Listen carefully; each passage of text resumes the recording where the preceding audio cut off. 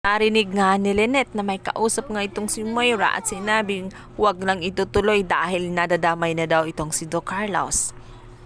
Subalit talagang makakalusot na naman ang bruha dahil sasabihin lang nito na ang kausap niya nga ay si Nerissa at sinabi lang niya ang tungkol sa nangyari kay Doc Carlos na ang punteriya daw na mayor ngayon ay nasama nga itong si Doc Carlos. Iniid pa niya na wala siyang plano na ipapatay nga itong si Doc Carlos at kung may plano man daw siya ay hindi daw si Doc Carlos. At ito daw si Lynette dahil matagal na daw tinik sa buhay niya itong si Lynette. At tahimik lang itong si Lynette samantalang itong si Moira ay lumayas na nga sa S-Reach.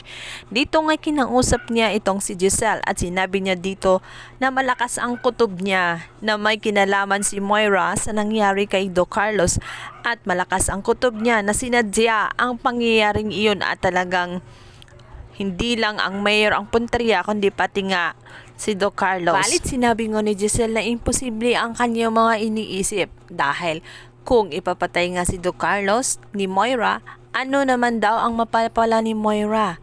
Disadvantage nga sa kanya yon dahil kapag nangyari yon, ay tuluyan ngang lalapit si RG sa kanya. Ayaw na ayaw nga ni Moira na magkatuluyan itong dalawa. Tala, ikinagulat nga ni Annalyn dahil nga napadpad sa S-Range itong kanyang ninang Diyosa. Dito nga napag-isip-isip na nga ni Ninang Diyosa. Napuntahan nga itong si Annalyn dahil nakita nga niya ito sa video kung saan nag-trending ang pamamaril ng isang mayor at kasama nga ng isang doktor. Kaya naman alalang-alala siya kung anong nangyari sa kanyang inaanak na si Annalyn. Agad ngang tinawag ni Annalyn ang Ninang Diyosa niya. Laking tuwan niya dahil nakita ulit at niyakap niya ulit ang kanyang ninang dahil na-miss na nga niya ito ng sobra.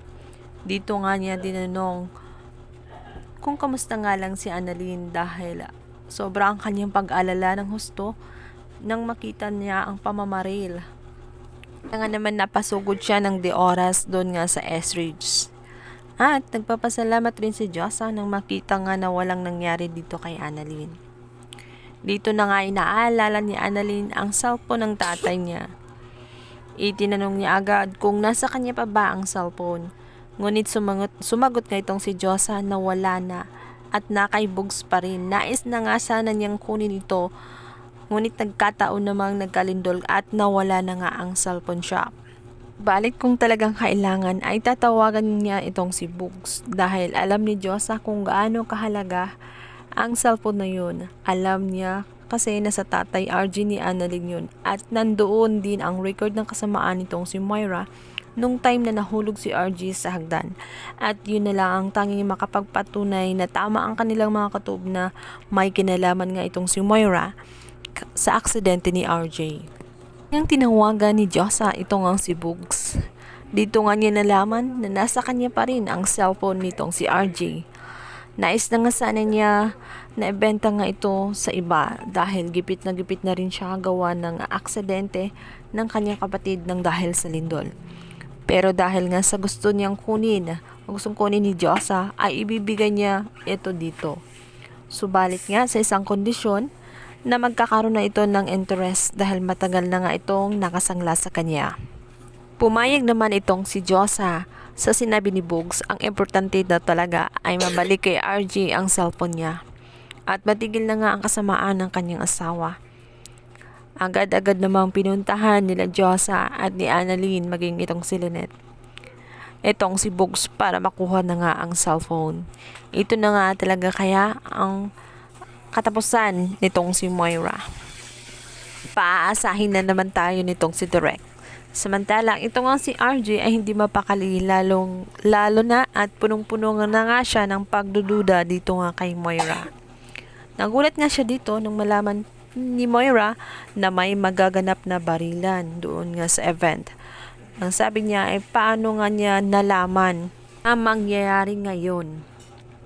Pakiwari kasi ni RJ ay may kinalaman nga talaga itong si Moira. Samantala mabigat pa rin ang kanyang loob dito dahil pakiramdam nga niya ay marami itong tinatago.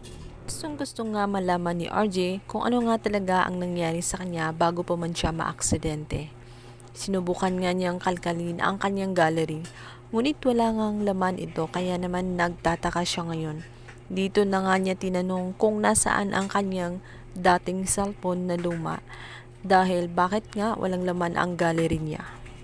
Kinabahan na nga itong si Moira at sinabi niya agad dito kay Zoe na kailangan nilang maunahan itong si RJ na makita ang luma niyang cellphone. So yun guys, pakabangan natin ang mga next na episode.